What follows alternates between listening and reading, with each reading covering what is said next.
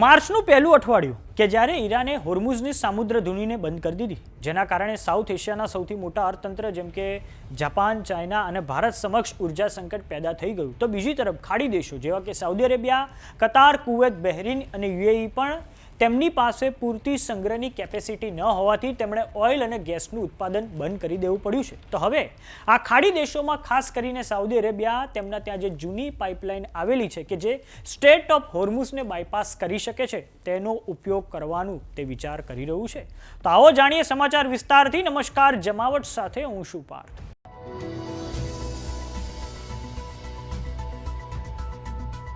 આંતરરાષ્ટ્રીય સમાચાર સંસ્થા ફાઇનાન્શિયલ ટાઈમ્સ અનુસાર ખાડી દેશો દ્વારા વિશ્વના સૌથી મહત્વના ચોક પોઈન્ટ એવા સ્ટ્રેટ ઓફ હોર્મુઝનો ઉપાય શોધવાની વિચારણા શરૂ કરી દેવામાં આવી છે. ભલે આ નવી પાઇપલાઇન બિછાવવાનો ખર્ચો વધારે થાય, પરંતુ તેઓ ઈરાન સામે ઝૂકવાના મૂડમાં નથી.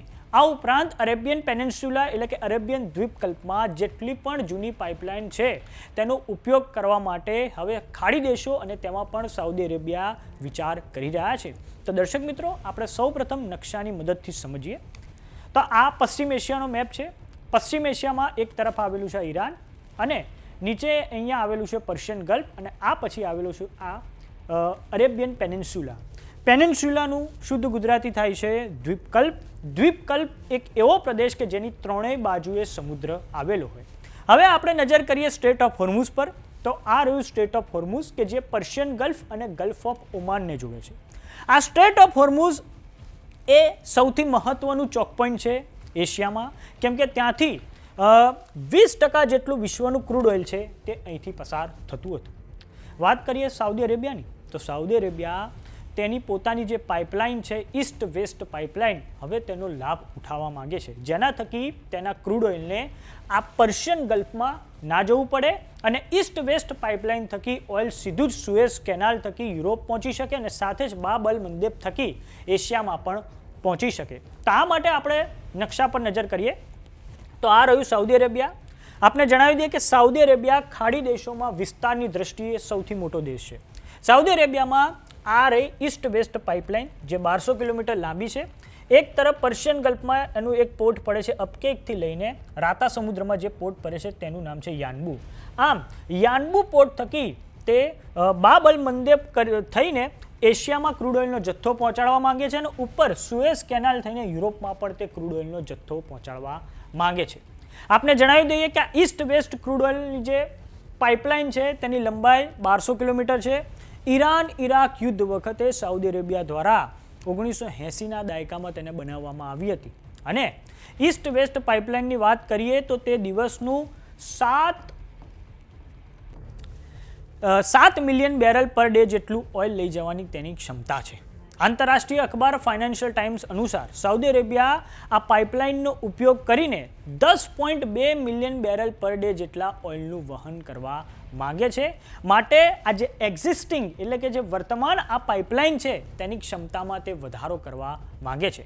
આ ઈસ્ટ વેસ્ટ પાઇપલાઇનને 1980ના દાયકામાં બનાવવામાં આવી હતી, કેમ કે તે વખતે જ્યારે ઈરાન ઇરાક યુદ્ધ છેડાઈ ગયું ત્યારે સાઉદી અરેબિયાને ડર હતો કે સ્ટ્રેટ ઓફ હોર્મુઝ બંધ થઈ શકે છે અને આ માટે તેણે એ વખતે દીર્ઘદ્રષ્ટિ વાપરીને આ ઈસ્ટ વેસ્ટ પાઇપલાઇનનું તેણે નિર્માણ કર્યું હતું.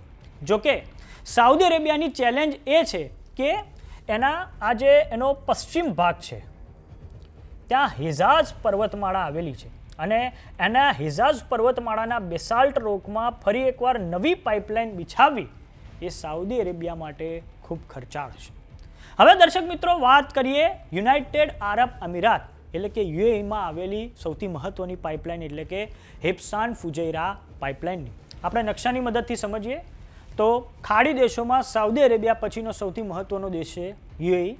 આ રહ્યું યુએઈ અને યુએઈમાં આ એક તરફ આવેલું છે ફુજૈરા શહેર કે જે ડાયરેક્ટ ગલ્ફ ઓફ ઓમાનમાં તેને એક્સેસ છે અને બીજી તરફ એનું એક બીજું શહેર આવેલું છે હેપ્સાન. આ હેપ્સાન ફુજૈરા વચ્ચે 360 કિલોમીટર લાંબી આ પાઇપલાઇન બિછાવવામાં આવી છે. તેને અબુધાબી ક્રૂડ ઓઇલ પાઇપલાઇન પણ કહેવામાં આવે છે. આપને એ જણાવી દઈએ દર્શક મિત્રો કે ફુજૈરા એ ગલ્ફ ઓફ ઓમાનના કાંઠે આવેલું છે અને માટે જ ઈરાન દ્વારા થોડાક સમય અગાઉ અહીંયા હુમલો કરવામાં આવ્યો હતો, કેમ કે તે ડાયરેક્ટ સ્ટ્રેટ ઓફ હોર્મુઝને બાયપાસ કરી શકે છે. હેપ્સાન ફુજૈરા પાઇપલાઇનની વાત કરીએ તો તેને 2012ના વર્ષમાં તેને બનાવવામાં આવી હતી તેની 360 કિલોમીટર જેટલી તેની લંબાઈ છે. આ ફુજૈરા એક એવું શહેર છે કે જે સીધું જ આપણે અગાઉ કહ્યું તેમ સ્ટ્રેટ ઓફ હોર્મુઝને તે બાયપાસ કરીને ગલ્ફ ઓફ ઓમાનના કાંઠે તે ખુલે છે.